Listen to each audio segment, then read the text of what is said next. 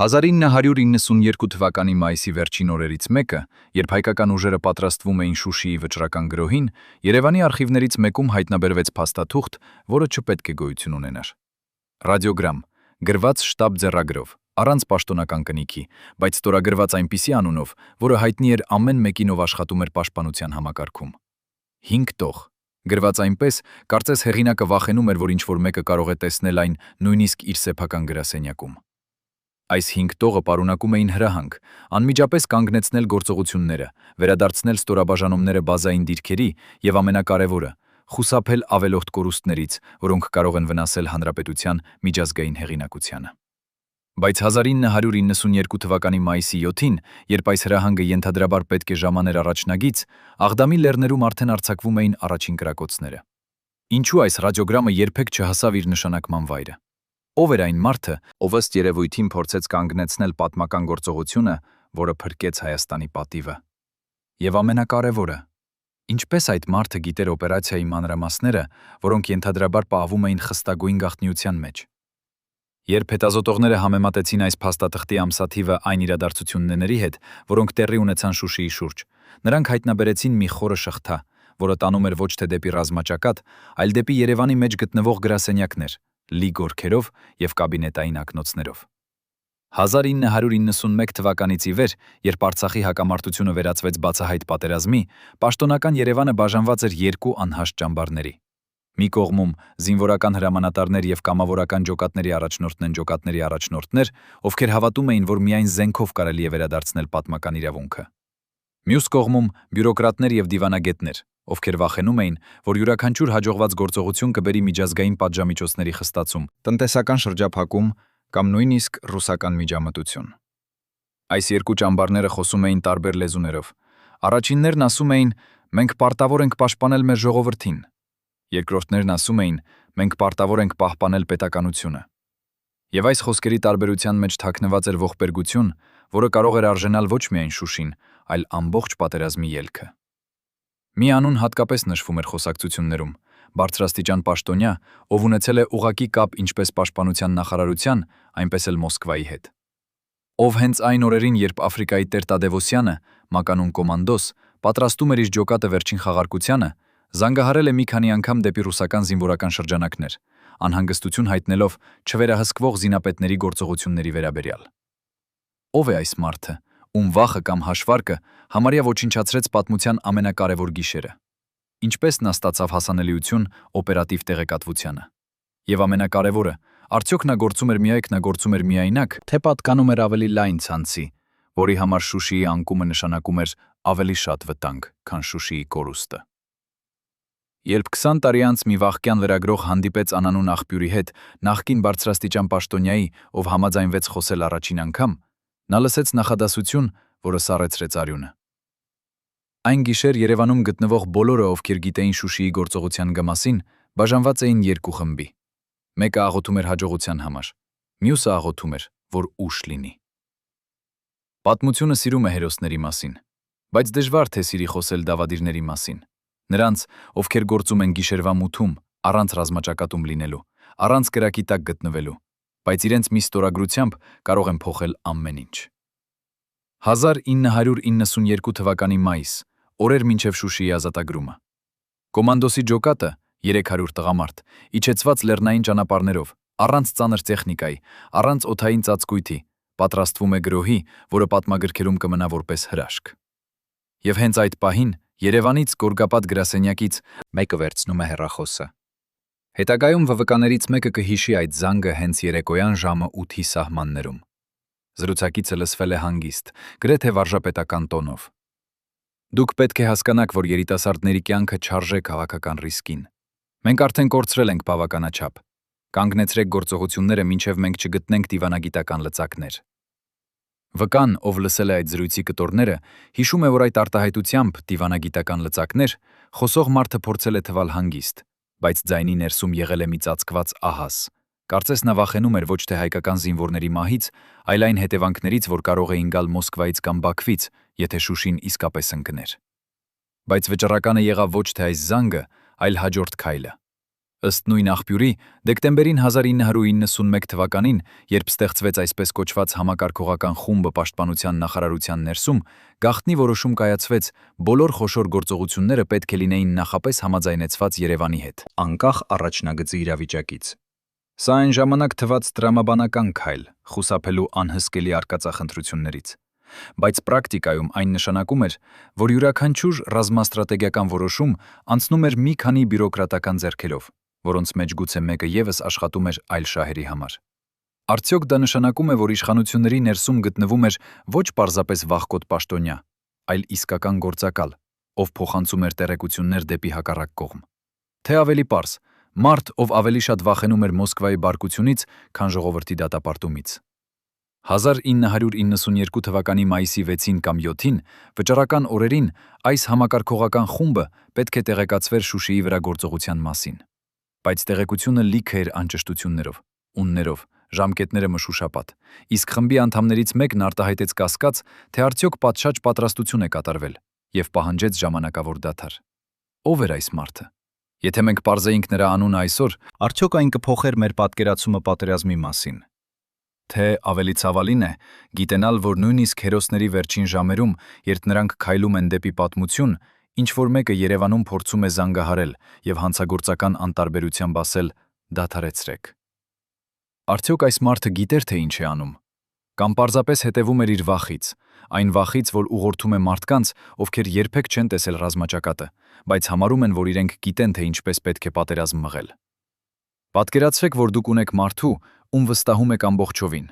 Մարդու, ով նույն սեղանի շուրջ նստած է տասնամյակներ, ով երդվել է պաշտպանել Հայաստանը, ով խոսում է պատրիոտիզմի մասին բոլոր հանդիպումներում, ով նույնիսկ կարող է կացին խմել հայկական հաղթանակի համար։ Եվ հենց երբ գալիս է վճռական պահը, այդ մարդը դառնում է քո ամենամեծ թշնամին։ Ոչ թե բացահայտ, նա չի վերցնում զենք, չի կանգնում հակառակ կողմում։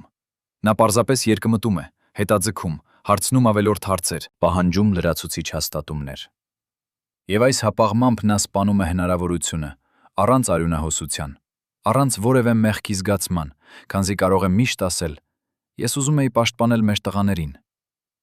1992 թվականի մայիս։ Կոմանդոսն արդեն մի քանի ամիս է, ինչ պատրաստվում է այս գործողությանը։ Հետախուզական ճանապարհորդություններ գիշերվա մութում, զրույցներ կապերի հետ, ամեն մի լեռնային արահետի ուսումնասիրություն Շուշիի շուրջ։ 300 մարդ, յուրաքանչյուրը կամավորական, յուրաքանչյուրը գիտի, որ գուցե չվերադառնա, բայց նրանք միևնույն է պատրաստ են, քանզի հասկանում են, որ Շուշին ավելին է, քան քաղաք։ Շուշին խորհրդանիշ է, ամրոց, որի պահպանումը Ադրբեջանին թույլ է տալիս հսկել ողջ Ստեփանակերտը, գնդակոծել գյուղերը, խեղդել հայ տարածքները։ Եվ միևնույն ժամանակ Երևանում մի մարդ, ում անունը մենք դեռ չգիտենք, բայց ում ստորաստորագրությունն արժե հրամանատարի հրամանին, որոշում է կատարել զանգ։ Ոչ թե մեկ, այլ մի քանի։ Առաջինը ռուսական զինվորական կոնտակտին, որին նա ասում է. «Մենք մտահոգված ենք հայ ստորաբաժանումների աճող ակտիվությամբ Շուշիի շրջանում։ Կարծում եմ դուք պետք է տեղեկացնեք ձեր հրամանատարությանը։ Մենք չենք ուզում, որ իրավիճակը դուրս գա վերահսկողությունից»։ Ռուսական սպան, երիտասարդ, տեղակայված Լեռնային Ղարաբաղում որպես խաղաղապահ, հետագայում կհիշի այս զանգը, իբրև տարօրինակ։ Նա չէր սպասում, որ հայ պաշտոնյան ինքը կզանգահարի ռուսներին, որպեսզի զգուշացնի իր սեփական զինված ուժերի մասին։ Այն պահին ես չհասկացա, թե ինչ է տեղի ունենում, կասի նա տարիներ անց։ Բայց հետո, երբ իմացա, որ Շուշին ընկել է հենց մի քանի օր անց, ես հասկացա, որ այդ զանգն անողը փորձում էր կանգնեցնել գործողությունը, օգտագործելով մեզ որպես ճնշման լծակ Երևանի վրա։ Երրորդ զանգը մի անձի, ով ուղղակի կապ ուներ Ադրբեջանի հետ, միջազգային կազմակերպության միջոցով։ Այս զրույցի մասին հայտնի է շատ քիչ, բայց գոյություն ունի ծածկագիր հղված Բաքու, որում նշվում է հայտնի աղբյուր Երևանից զգուշացրեց, որ մեծածավալ գործողություն է պլանավորվում։ Ադրբեջանական կողմը, չնայած սկզբնական կասկածանքին, որոշեց ուժեղացնել Շուշիի պաշտպանությունը։ 1992 թվականի մայիսի 5-ից 7 լրացուցիչ տասնյակներով զինվորներ տեղափոխվեցին քաղաք, դիրքերը ամրացվեց, պահակակետերը բազմապատկվեցին։ Միայն շնորհիվ այն բանի, որ կոմանդոսի մոտեցման երթուղին ընտրված էր այնպես, որ խուսափեր հիմնական ճանապարհներից, գործողությունը չդարձավ ավելի արյունոտ կոտորած։ Բայց հարցը մնում է, ով ֆինանսավորում էր այս զանգերի անողին։ Միայն վախը, թե փողը, կամ գուցե խոստումը, որ եթե դու օգնես կանխել հայկական հաջողությունը, Մենք երաշխավորում ենք քո անվտանգությունը մնը եւ հարստությունը հետպատերազմական շրջան, որ նույնիսկ չվախեցավ բանկային հետքերից։ Արդյոք այս մարդը երևակայում էր, որ կոմանդոսը կձախողի եւ նա կհերոսանա որպես խոհեմ քաղաքական գործիչ, ով փրկեց երկիրը անհաշվելի կորուստներից։ Երբ Շուշին ընկավ, այս մարդու անունը անհետացավ պաշտոնական հաղորդագրություններից, կարծես նա երբեք չէր եղել։ Երևանում նրա գրասենյակը դատարկվեց մի քանի օրում, իսկ ինքը տեղափոխվեց նոր պաշտոն մի քիչ հեռավոր ծառայությունում։ Չէ՞ որ այդպես են լուծում անհարմար հարցերը։ Ոչ բանտարկություն, ոչ դատաքննություն, ոչ հրապարակային դատապարտում։ Պարզապես լռություն, փոխադրում եւ թույլտվություն ապրել հանգիստ կյանքով մինչեւ վախճան։ Բայց արդյոք այս լռությունը իրավացի է, երբ զինվորները, ովքեր մատնվեցին, ապրում են իրենց տարիները, չգիտենալով, թե որքան մոտ էին մահին շնորհիվ մի մարդու հեռախոսի։ 1992 թվականի մայիսի 6-ի կեսգիշերին ժամը 2-ի նիստը Երևանում դեռ չէր ավարտվել։ Նիստ, որի մասին պաշտոնական արձանագրություն չկա, բայց որի մասնակիցները հիշում են ամեն մի խոսք։ 6 մարդ, 3-ը զինվորական հրամանատարներ, 3-ը քաղաքացիական կառավարության ներկայացուցիչներ։ Թեման՝ Շուշիի գործողություն, որ պետք է սկսվեր պակաս, քան 4 օր հետո։ Զինվորականներ ներկայացրեցին պլանը, մանրամասն, ռազմավարական քարտեզներով, հետախուզական տվյալներով, հաշվարկներով դիմադրության մասին։ Քաղաքացիական կողմը լսում էր։ Լռություն։ Ապա վերջում մեկը խոսեց, ամենավերջինը, նա ով ենթադրաբար պետք է հաստատեր գործողությունը։ Փոխարենը նա ասաց. «Մենք պետք է սպասենք»։ Զինվորականներից մեկը, հետագայում անանուն մնացողը, կհիշի այդ խոսքերը որպես սառեցնող դատավճիռ։ Այն պահին մենք հասկացանք, որ եթե սպասենք, Շուշին երբեք չենք վերցնենք, կասի նա։ Եվ մենք որոշեցինք չսպասել։ Ինչպես պետք է ապրես, երբ գիտես, որ մի քանի ժամ անց կարող ես մեռնել, բայց չգիտես, արդյոք քո սեփական հրամանատարությունը կօգնի քեզ, թե կփորձի կանգնեցնել քեզ վերջին պահին։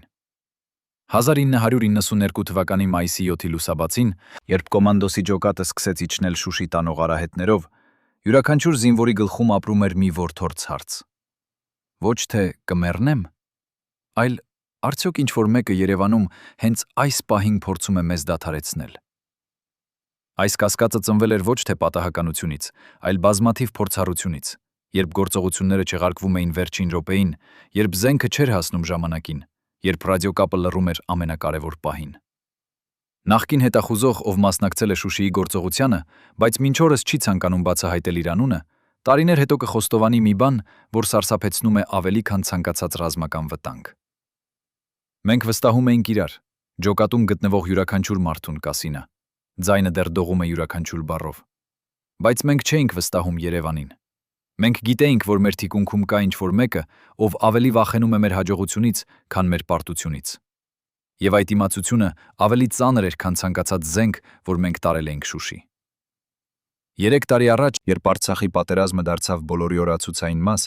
երիտասարդ պատմաբան փորձեց գտնել այն մարդկանց, ովքեր ապրել են Շուշիի գրավման գիշերը։ Նրանց մեծ մասը մերժեց խոսել, բայց 3-ը համաձայնվեցին, պայմանով, որ իրենց անունները երբեք չհրապարակվեն։ Առաջին վկան հիշում է, որ երբ նրանք հավաքվեցին վերջին մրցումի համար մայիսի 6-ի երեկոյան, կոմանդոսը չխոսեց հաղթանակի մասին, չխոսեց պատվի մասին, չխոսեց Հայաստանի մասին։ Փոխարենը նա ասաց ինչ-որ բան, որ ակնհայտորեն չմտավ զինվորների սրտերը ամենալուրջ ձևով։ Մենք գիտենք, որ Երևանում կան մարդիկ, ովքեր չեն ուզում, որ մենք հաջողենք, ասաց կոմանդոսը, ձայնը ցածր, բայց լսելի բոլորին։ Բայց մենք պատասխանատու ենք միայն մեր խղճի առաջ, ոչ թե նրանց։ Եվ երբ վաղը արևածագին մենք մտնենք Շուշի, մենք կմտնենք ոչ թե որպես պահակաջոկատ, այլ որպես զավակներ, ովքեր պաշտպանում են իրենց մայրենի հողը այն մարդկանցից, ովքեր դավաճանել են նույն հողը, նստած գորգապատ գրասենյակներում։ Լռություն էր։ Ապա մեկը հարցրեց, այն հարց, որ բոլորը փորձում էին խուսափել։ Իսկ եթե մեզ կանգնեցնեն։ Կոմանդոսը նայեց նրան, եւ պատասխանը կարճ էր, բայց այնքան եզակի, որ վկան հիշում է յուրաքանչյուր բառ մինչ այսօր։ Ապա մենք դադարեցնենք լսել։ Այդ պահից ջոկատը դարձավ ինչ-որ այլ բան, ոչ թե ռազմական միավոր, որը հնազանդում է հրամանների շղթային, այլ խումբ մարդկանց, ովքեր ընդունել են, որ պատասխանատվությունը նրանց ուսերին է, ոչ թե Երևանի կամ Մոսկվայի կողմից։ Եվ այս ընտրությունը, այս ապստամբությունը դեմ սեփական համակարգին ունեցավ գին, մի գին, որը շատերը չեն ուզում խոսել անգամ այսօր։ Երկրորդ վկան, ով ծառայել է որպես կապի սպա, հիշում է, որ ամբողջ գործողության ընթացքում նրանք պահել են ռադիոլռությունը։ Ոչ թե տեխնիկական խափանման պատճառով, այլ դիտավորությամբ։ Մենք վախենում ենք, որ եթե բացենք ռադիոն, կլսենք հրաման վերադառնալ, կասինը։ Եվ այդ պարագայում մենք պետք է ընտրեինք կամ հնազանդվել եւ թողնել Շուշին թշնամու ձեռքում, կամ անհնազանդվել եւ դառնալ դավաճաններ սեփական երկրի աչքերում։ Կոմանդոսը մեզ ազատեց այդ ընտրությունից, պարզապես անջատելով ռադիոն, մինչ մենք չհասանք Շուշիի արվարձաններին։ Սակայն այդ լռությունը ունեցավ իր սեփական արժեքը։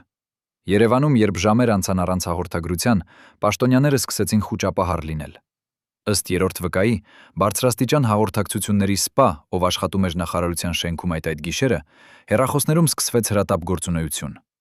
Զանգեր դեպի առաջնագիծ, զանգեր դեպի կապի կենտրոններ, զանգեր դեպի ռուսական բազա։ Մեկը, ում ես ճանաչում էի որպես բարձրաստիճան պաշտոնյա,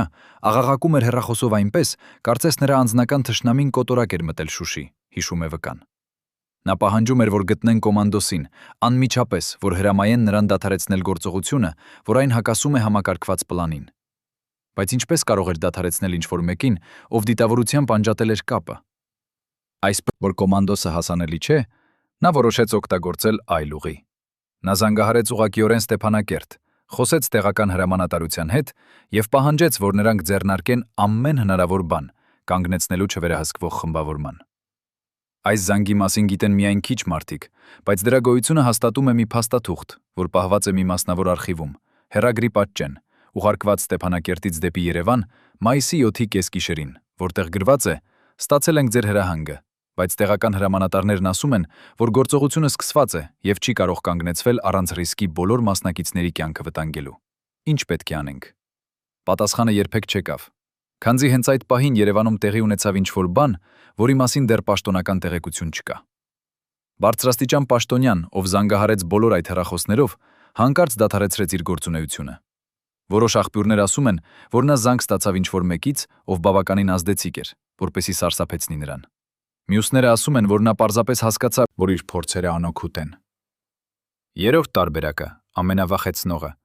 ասում է, որ նա հասկացավ, որ եթե Շուշին ընկնի եւ պարզվի, որ նա փորձեց կանգնեցնել գործողությունը,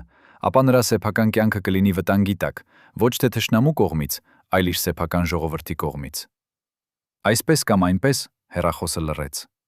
Եվ կոմանդոսի ջոկատը շարունակեց իջնել դեպի Շուշի, չգիտենալով, որ նրանց թիկնապահում մի մարդ հենց նոր հրաժարվեց իր դավադրությունից ոչ թե բարոյականության, այլ վախի պատճառով։ Արդյոք այս մարդու անունը պետք է մենք իմանանք այսօր։ Արդյոք նրա դիմանկարը պետք է կախվի պատերազմի թանգարանում ոչ որպես հերոսի, այլ որպես նախազգուշացման։ Թե լավագույնն է, որ նա մնա անանուն, փուշ մեր հավաքական հիշողության մեջ, հիշեցնելով, որ նույնիսկ մեծագույն հաղթանակները կախված են ոչ միայն հերոսներից, այլ նաև այն մարդկանցից, ովքեր վերջին պահին ընտրում են չխանգարել։ Որն է ամենամեծ դավադրությունը։ Արդյոք դա է, երբ որևէ մեկը բացահայտ դավաճանում է քեզ, թե երբ մարդիկ, ում դու համարում ես քո թիմի մաս, լուր տեսնում են քո ջանքերը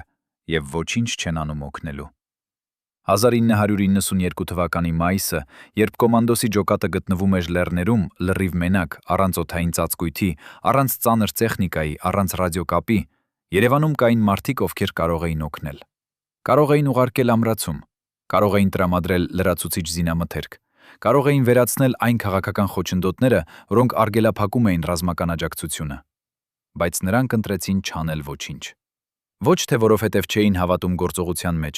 այլ որովհետև չէին ուզում վերցնել պատասխանատվությունը հաջողության կամ ձախողման համար։ Պատկերացրեք այդ զգացումը, երբ դուք կռվում եք ծնկամարտ մարտի մեջ, իսկ ձեր ղեկավարը նստած է հեռավոր գրասենյակում, փարաչած թե ինչպես ներկայացնել ձեր արարքները, որպես իր հաջողություն, եթե դուք հաղթեք, կամ որպես ձեր անհնազանդություն, եթե դուք պարտվեք։ Նախկին դիվանագետ, ով աշխատել է Արցախի թեմայով 1993 թվականին, տարիներ անց համաձայնեց պատմել մի պատմություն, որը շատերը փորձել են թաքցնել։ 1992 թվականի մայիսի 8-ին, երբ Շուշին արդեն ընկել էր եւ համայն աշխարհը խոսում էր այդ անհավանական հաղթանակի մասին, նա մասնակցել է փակ նիստի, որտեղ քննարկվում էր ինչպես պաշտոնապես ներկայացնել իրադարձությունները։ Հենց այդ պահին ես հասկացա, որ պատերազմը չի վերջացել հակառակորդի հետ, կասինա։ Այլ պատերազմը սկսվել էր մեր սեփական համակարգի ներսում, ով կստանա հավատարմագիր հաղթանակի համար եւ ով կմեղադրվի անհնազանդության համար։ Այդ նիստում երկու խումբ էին։ Առաջինը ուզում էր, որ կոմանդոսի անունը լինի կենտրոնում, որպես ազգային հերոս, որպես այն մարդ, ով փրկեց Արցախը։ Երկրորդ խումբը ուզում էր, որ գործողությունը ներկայացվի որպես համակարգված հրամանատարության պլան, իրականացված բազմաթիվ միավորների համատեղ ջանքերով։ Երկրորդ տարբերակը իհարկե նշանակում էր, որ կոմանդոսի անունը կփոքրանա, կվերածվի պարզապես մեկի այն բազմաթիվ հրամանատարներից, ովքեր մասնակցել են Շուշիի ազատագրմանը։ Նիստի ավարտին երկրորդ խումբը հաղթեց։ Պաշտոնական հաղորդագրությունը, որ տարածվեց մի քանի օր անց, խոսում էր հայկական ուժերի մասին, բայց չնշեց կոմանդոսի անունը նույնիսկ մեկ անգամ։ Նրա ջոկատի մասին խոսվում էր որպես մեկ ստորաբաժանում բազմաթիվ այլոց կողքին։ Զինվորները, ովքեր մասնակցել էին Շուշիի գրավմանը, երբ լսեցին այդ հաղորդագրությունը, զգացին ինչ-որ բան, որը նման էր չնչինացման։ Ոչ թե զայրույթ, ոչ թե ցասում, այլ այն խորը զգացումը, որ նրանց զոհողությունը փորձում էին շահագործել մարդիկ, ովքեր երբեք չէին տեսել ռազմաճակատը։ Երրորդ վկան, ով ծառայել է որպես բուժաշխատող Շուշիի գրավման ընթացքում, հիշում է մի տեսարան, որը սարսափեցրեց նրան ավելի, քան ցանկացած ռազմական գործողություն։ Մայիսի 12-ին մի քանի օր անց, երբ վիրավորները տեղափոխվեցին Ստեփանակերտ, նա հանդիպեց մի զինվորի, ում ոտքը կորցրել էր ականի պայթյունից Շուշիի արվարձաններում։ Այդ զինվորը երիտասարդ տղա, մոտավորապես 24 տարեկան, պառկած էր հիվանդանոցային անկողնում, եւ երբ նա նայեց բուժաշխատողին, նրա աչքերում չկար ցավ, չկար վախ, այլ միայն զայրույթ։ Նրանք պատմում են, որ Շուշին ազատագրվել է հայկական ուժերի կողմից, ասաց զինվորը ձայնը դողալով։ Բայց որտեղ են այդ ուժերը հիմա։ Որտեղ են այն մարդիկ, ովքեր նստած էին Երևանում եւ որոշում էին, թե արդյոք մենք պետք է գնանք։ Ես կորցրի իմ ոտքը, իմ ընկերներից երկուսը մեռան, եւ հիմա ինչ-որ մեկը, ում անունը ես չգիտեմ, պատմում է, որ դա եղել է համակարգված պլան։ Կարող եմ ճշմարտությունը լսել։ Բուժաշխատողը չհամարձակվեց պատասխանել։ Ինչ կարող էր ասել։ Որ իրականում Երևանում մարդիկ փորձել էին կանգնեցնել գործողությունը, որ պաշտոնական համակարգը հակառակվել է Շուշիի գրավմանը մինչ վերջին պահը, որ այն համակարգված պլանը, որի մասին հիմա խոսում են, իրականում եղել է կոմանդոսի անձնական որոշումը, հոշումը անհնազանդվել իր սեփական հրամանատարությանը։ Չէր կարող ասել, որովհետև գիտեր, որ այդ ճշմարտությունը կկործաներ այն վերջին հավատը, որ զինվորն ուներ իր սեփական երկրի հանդեպ։ Սակայն այդ լռությունը ունեցավ գին։ Այդ զինվորը, ինչպես նաև տասնյակ ուրիշները, ովքեր վիրավորվել էին Շուշիում, երբեք չստացան պատշաճ ճանաչում։ Նրանց անունները չմտան պաշտոնական հերոսների ցուցակներ։ Նրանց պատմությունները չպատմվեցին պաշտոնական համեմատություններում։ Եվ երբ տարիներ հետո, երբ նրանցից շատերը արդեն մեռել էին, երբեմն ոչ թե պատերազմից, այլ աղքատությունից կամ անտարբերությունից, ինչ-որ մեկը փորձեց բարձրացնել հարց. ինչու այդ մարդիկ չստացան իրենց արժանի պատիվը։ Պատասխանը եղավ այնպիսին, ինչպիսին է միշտ այս տեսակի իրավիճակներում։ Պատերազմը բարդ է, ասացին նրանք։ Շատ մարդիկ նպաստեցին հաղթանակին։ Բայց իրականում այդ բառերի ետևում կար մի ուրիշ ճշմարտություն։ Ճշմարտությունը այն է, որ ճանաչելով կոմանդոսի ջոկատի հերոսությունը, պաշտոնական համակարգը պետք է ճանաչեր նաև իր սեփական ձախողումը, իր սեփական դավադրությունը, իր սեփական վախը։ Եվ դա մի բան էր, որ համակարգը երբեք պատրաստ չէր անել։ Կա մի տեղ Ստեփանակերտի արտաքին շրջաններում, որտեղ տարիներ հետո մարդիկ դեռ գալիս են մոմեր վառելու։ Ոչ թե գերեզմանոց է, ոչ թե հուշարձան, ոչ թե պաշտոնապես ճանաչված վայր։ Սա մի փոքրիկ տուն է, ավելի ճիշտ խեղճ տան ավերակներ, որտեղ 1992 թվականի ապրիլին կոմանդոսն եւ նրա մոտակա մարդիկ հավաքվեցին վերջին անգամ, նախքան Շուշիի գործողությունը պլանավորելը։ Այդ տունը պատկանում էր մի ծերունի կնոջ, ով կորցրել էր իր եղբորորդուն նախորդ տարի մարտերում, եւ ով իր տունը դարձել էր համախմբման վայր կամավորականների համար։ Երբ զինվորները գալիս էին, նա պատրաստում իրենց ուտելիք, առաջարկում իր բակը որպես վերապատրաստման տարածք եւ ամենակարևորը, պահպանում նրանց գաղտնիքները։ Չնայած նրան, որ նա չգիտեր կարդալ կամ գրել, նա հասկանում էր մի կարևոր բան, որ շատ կրթված մարդիկ չէին հասկանում։ Նա հասկանում էր, որ իրական պատերազմը մղվում է ոչ թե պաշտոնական ճանապարհներով, այլ գաղտնի հանդիպումներում, խոսակցություններում, որոնք տեղի են ունենում անգամ առանց ավելորդ բառերի։ Նախկին ջոկատի անդամ, ով հաճախ այցելում է այդ ավերակները, կհիշի մի պատմություն, որը շատերը չգիտեն։ Մայիսի 3-ին կամ 4-ին, երբ Շուշիի գործողությունը դեռ պլանավորման փուլում էր, կոմանդոսը եկավ այդ տուն ուշ գիշերով։ Նա հանդիպեց 5 մարդկանց, որոնցից յուրաքանչյուրը ներկայացնում էր մի այլ առաջնագիծ, մի այլ ջոկատ, մի այլ հույս։ Նրանք խոսեցին ամբողջ գիշերը, եւ երբ արշալույսը ծագեց, նրանք արդեն գիտեին, Շուշին կընկնի ոչ թե Երևանի պլանների շնորհի, այլ չնայած դրանց։ Այդ հանդիպումից հետո ծերունի կինը ասաց ինչ-որ բան, որ ավելի լավ է նկարագրում այդ պատերազմը, քան ցանկացած պատմական գրքում։ Նրանք եկան այստեղ որպես զինվորներ, ասաց նա, բայց հեռացան որպես ապստամբներ։ Եվ Աստված օրհնի յուրաքանչյուր ապստամբին, ով կռվում է ճշմարտության համար, նույնիսկ երբ սուտը գալիս է իր սեփական կողմից։ 1991 թվականի աշնանը, երբ Արցախի հակամարտությունը դարձավ ամբողջական պատերազմ, բարձրաստիճան պաշտոնյա Երևանում սկսեց ցուցաբերել նշաններ, որոնք նրա մոտակա աշխատակիցները նկարագրում էին որպես տարօրինակ վարք։ Այս մարդը, ում անունը մենք դեռ չենք բացահայտում,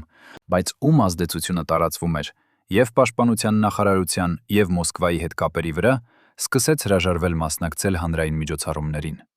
Նա, ով նախկինում երբեք չէր բաց թողնում եղբայրասիրական ընթրիքները կամ պաշտոնական հանդիպումները, հանկարծ դարձավ ուրվական։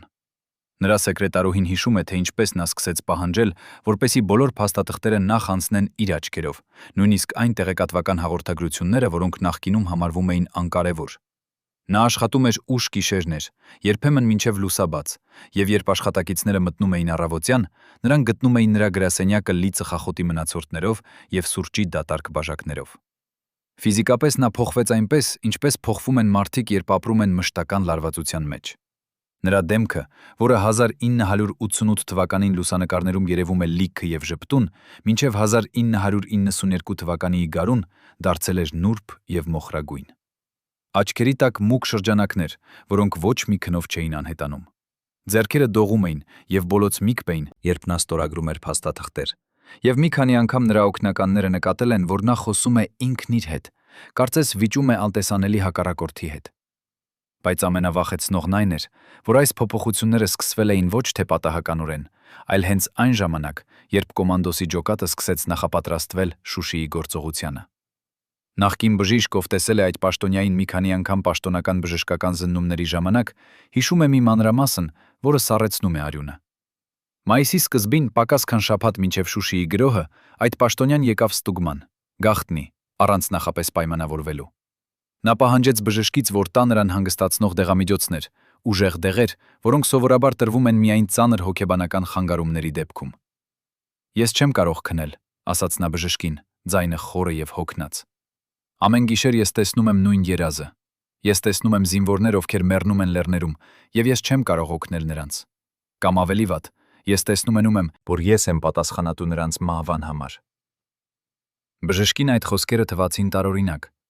Ինչու պաշտոնյա, ով նստած է Երևանում, կտեսներ այդպիսի երազներ։ Բայց նա գրեց դեղամթերքի դիմումագիր եւ թողեց, որ այդ մարդը հեռանա առանց հարցնելու։ Հետագայում, երբ նա իմացավ, որ այդ մարդը փորձել էր կանգնեցնել Շուշիի գործողությունը, բժիշկը հասկացավ մի բան, որը բացատրում էր երազները։ Այդ մարդը չէր տեսնում ապագայի մասին, նա տեսնում էր անցյալի մասին։ Տեսնում էր այն բոլոր նախորդ գործողությունները, որոնք նա կանգնեցրել էր կամ խանգարել, եւ որոնց պատճառով հայկական զինվորներ կորցրել էին հնարավորություններ կամ նույնիսկ իրենց կյանքերը։ Եվ հիմա, երբ մոտենում էր վճռական պահը, նա գիտեր, որ այս անգամ խաղադրույքները ավելի բարձր են, քան երբևէ։ Արդյոք այս մարդը գիտեր, որ իր սեփական մարմինը դավաճանում էր նրան, հենց այնպես, ինչպես նա դավաճանում էր իր սեփական ժողովրդին։ Արդյոք ֆիզիկական տանջանքը, որը նա կրում էր, մի տեսակ արդարություն էր, նախապես, նախքան պատմությունը դատելու նրան։ Թե այն պարզապես ցույց էր տալիս, որ նույնիսկ դավաճանները մարդիկ են, եւ որ նրանք տառապում են այն որոշումների համար, որոնք կայացնում են, նույնիսկ երբ շարունակում են կատարել դրանք։ 1992 թվականի մայիսին, երբ նրա մարմինը արդեն ցույց էր տալիս քայքայման նշաններ, նա կատարեց իր վերջին եւ գուցե ամենավտանգավոր փորձը։ Նա հավաքեց 6 մարդու, ոչ պաշտոնական նիստ, ոչ արձանագրություն, միայն խոսակցություն անվտանգության մասին։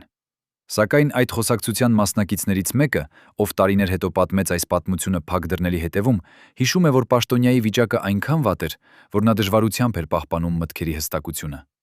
Նրա խոսքը խճճված էր, նա կորցնում էր հիմնական միտքը եւ մի քանի անգամ նա դադարեցրեց նախադասությունը կեսերին, կարծես մոռանալով, թե ինչ էր ուզում ասել։ Նա փորձում էր մեզ համոզել, որ Շուշիի գործողությունը կվտանգի ամբողջ Հայաստանի ապագան, հիշում է մասնակիցը։ Բայց նրա փաստարկները այնքան թույլ էին, որ մենք հասկացանք նա խոսում է ոչ թե տրամաբանությունից, այլ վախից։ Վախից մի բանի, որը նա երբեք չբացահայտեց մեզ։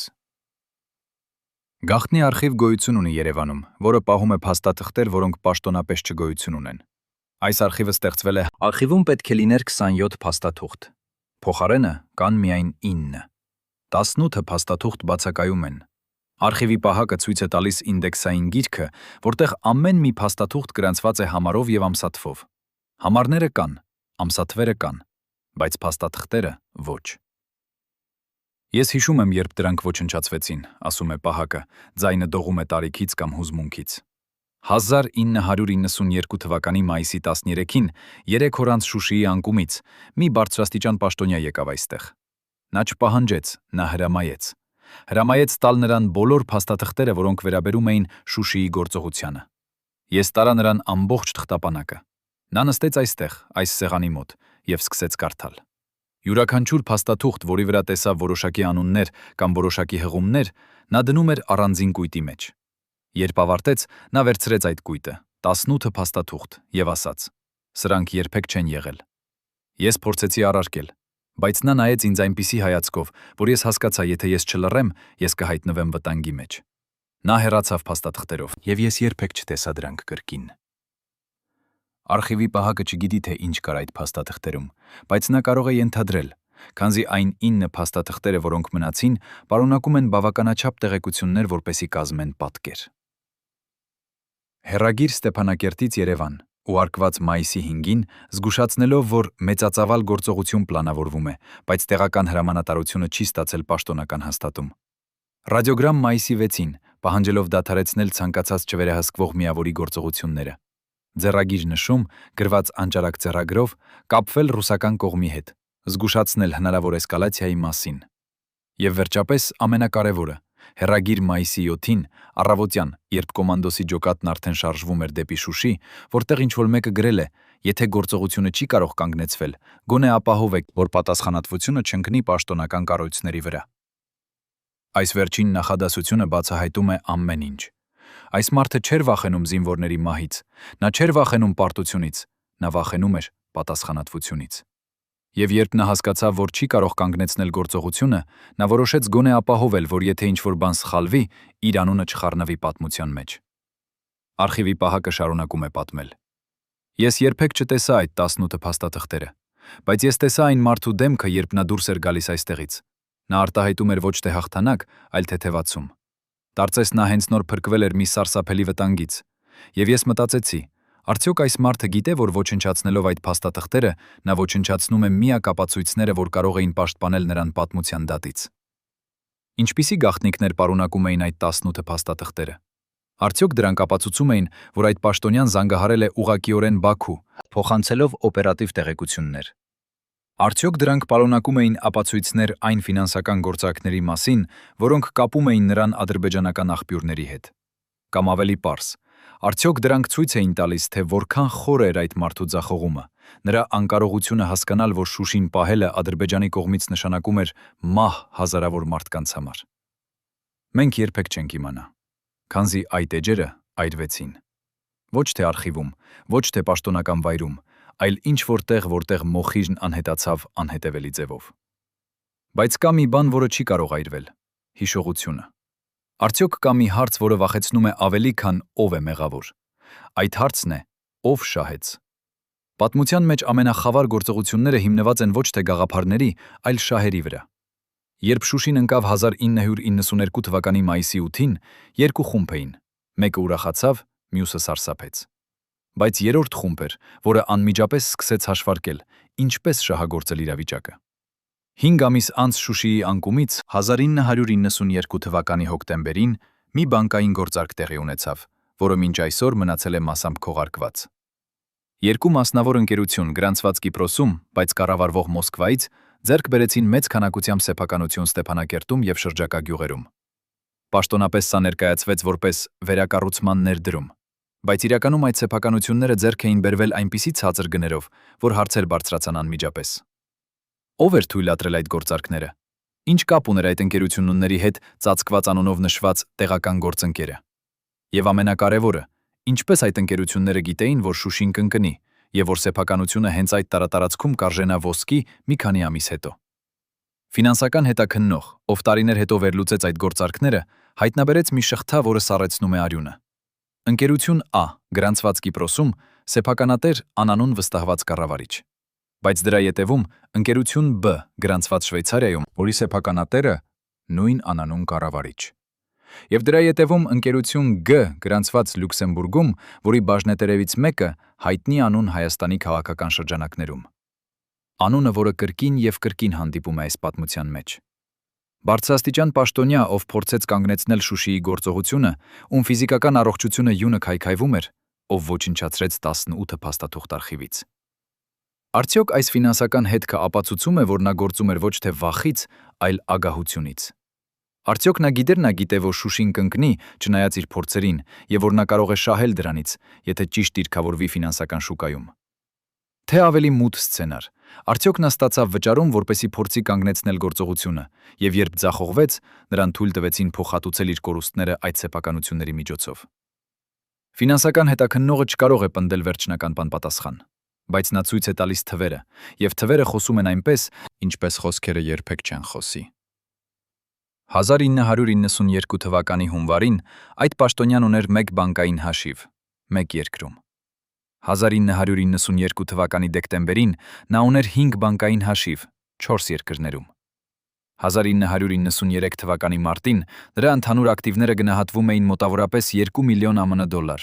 իր պաշտոնական աշխատավարձից 30 տարի խնայելու դեպքում։ 1992 թվականի մայիսի 7-ի երեկոյան, երբ արևը սկսեց իջնել Շուշիի լեռների վրա, կոմանդոսի ջոկատը հասավ վերջին հանգրվանին։ 300 մարդ, յուրաքանչյուրը լռում էր այնպես, կարծես լռությունը դարձել էր նրանց վերջին զենքը։ Նրանք գիտեին, որ հաջորդ քանի ժամերը կորոշեն ոչ միայն իրենց ճակատագիրը, այլ ամբողջ ազգի ապագան։ Բայց նրանք չգիտեին, որ նույն պահին Երևանում մի մարդ, ում անունը պետք է մնար պատմության մեջ ամենամեծ ամոթի խորհրդանիշ, նստած էր իր գրասենյակում եւ փորձում էր կատարել վերջին զանգը։ Հեռախոսը վերցրեց 9 անգամ։ 9 անգամ նա սեղմեց համարները, սպասեց ազդանշանին եւ 9 անգամ կամ ոչ ոք չպատասխանեց, կամ պատասխանողը ասաց «ուշ է»։ Խոսքը, որը պետք է դառնար նրա դատավճիռը, ուշ է։ Քանի որ երբ դու տասնամյակներ պատրաստվում ես կանգնեցնել ինչ-որ բան եւ վերջապես պատմությունը ասում է քեզ ուշ է, դու մնում ես մենակ քո սեփական ձախողման հետ։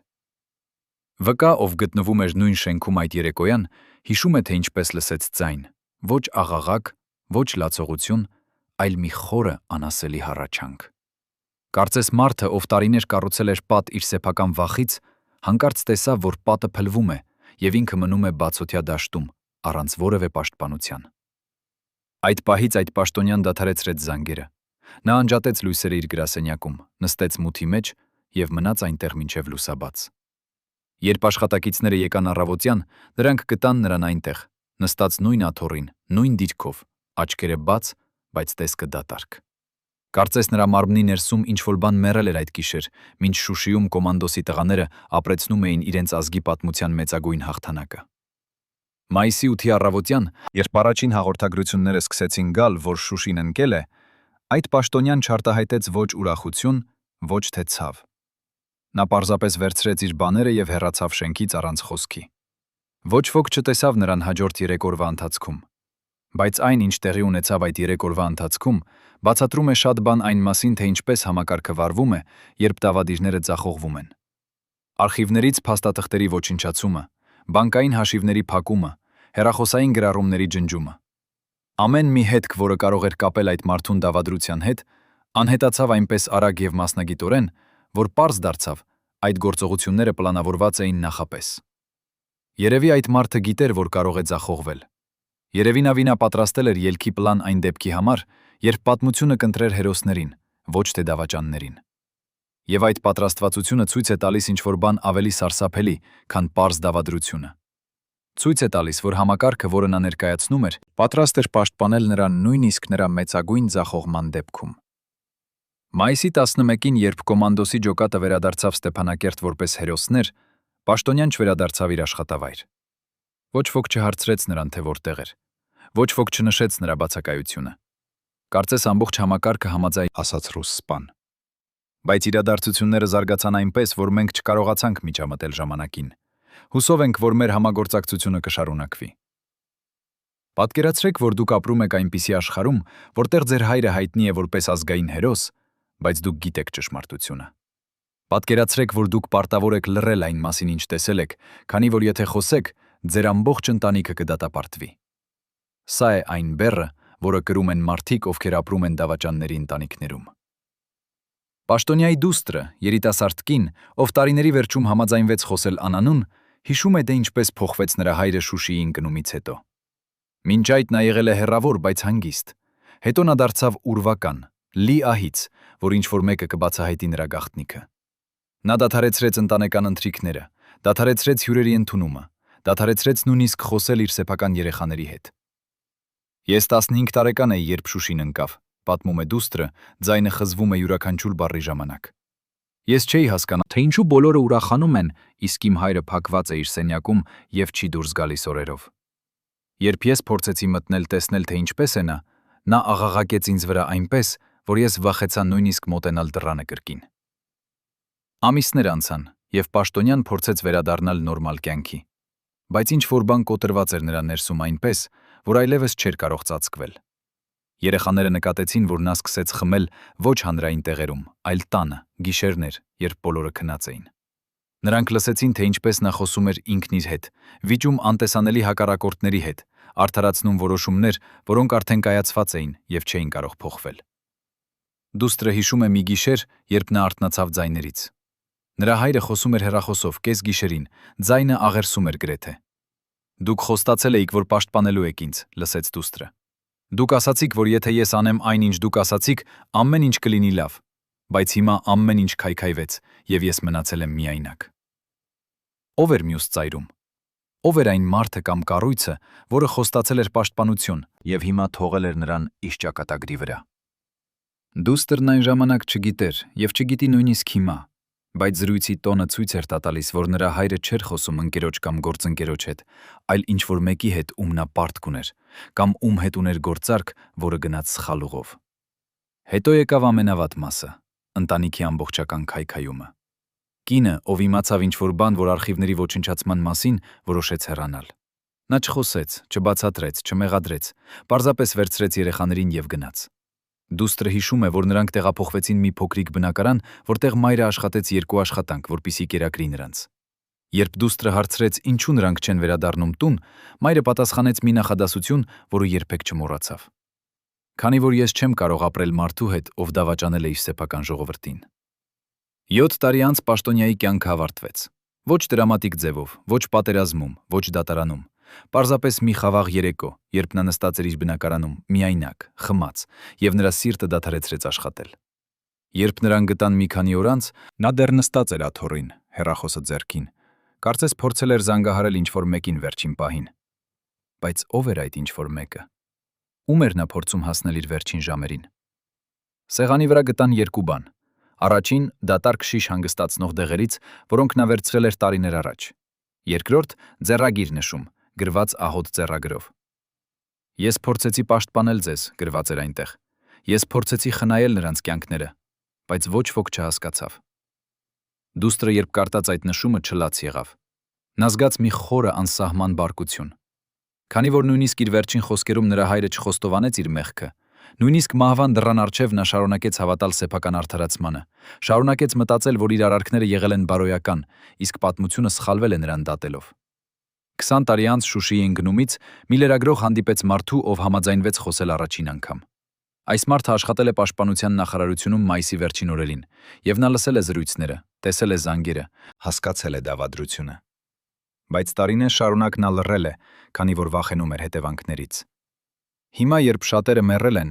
երբ համակարգը փոխվել է, երբ նույնիսկ հերոսները սկսել են կորչել հիշողությունից, նա որոշեց խոսել։ Ոչ թե բոլոր անունները բացահայտելու, ոչ թե բոլոր գաղտնիքները պատմելու, այլ պարզապես փոխանցելու մի ճշմարտություն, որը պետք է իմանան նրանք, ովքեր գալիս են հետո։ Նա պատմեց, թե ինչպես այդ պաշտոնյան փորձեց կանգնեցնել Շուշիի գործողությունը ոչ մեկ անգամ, այլ տասնյակ անգամներ։ Նա պատմեց, թե ինչպես յուրաքանչյուր անգամ, երբ ռազմական հրամանատարները փորձեցին առաջ մղել պլանը, այդ մարդը գտնում էր նոր արգելք, նոր պատրվակ, նոր վախ։ Նա պատմեց, թե ինչպես համակարգը, այն համակարգը, որը պետք է պաշտպաներ ժողովրդին, դարձել էր խոչընդոտ հաղթանակի համար։ Այն օրերին ես հասկացա մի բան, որը փոխեց իմ պատկերացումը պատերազմի մասին, ասում է վկան, ձայնը դողում է ոչ թե ստից, այլ բարկությունից։ բարկությունից, որը տարիներ շարունակ սպասել է ազատման պահին։ Ես հասկացա, որ իրական թշնամին ոչ միշտ է նա, ով կանգնած է ռազմաճակատի մյուս կողմում։